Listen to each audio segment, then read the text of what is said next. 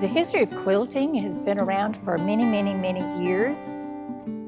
It basically started because they needed somehow to keep warm, and so they would take old clothing that they no longer used and patch it up, and it might have been something very simple at the time, but then time progressed on, ladies started to develop different patterns and different styles of quilting, and by the mid-1800s, they were doing lots of different types of patchwork, and some of the beautiful different patches that they've come up with, we still use today.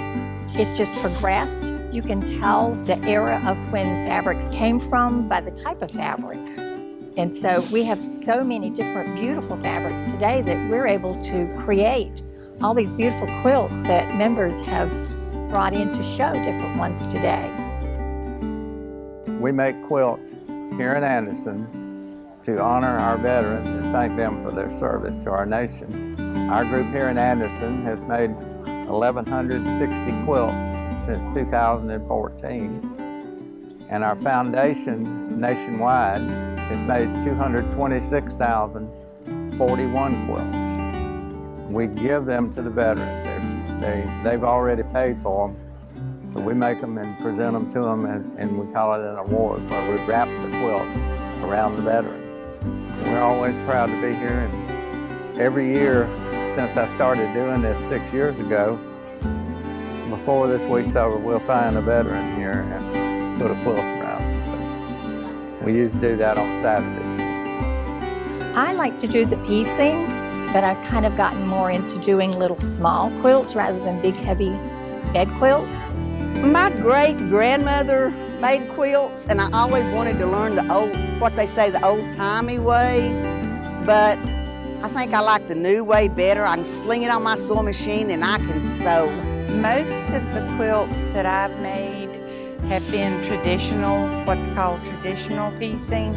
Some of the last quilts I've made, I'm kind of trying the modern quilt aesthetic in that they're bright colors, solid colors, and not a traditional pattern.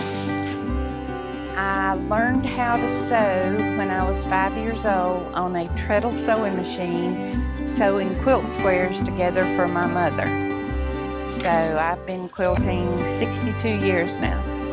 If you're doing a quilt, for instance, that has a lot of hand applique on it, it could take you years. And if you start a quilt and don't finish it and you put it aside, you may not pick it back up for years.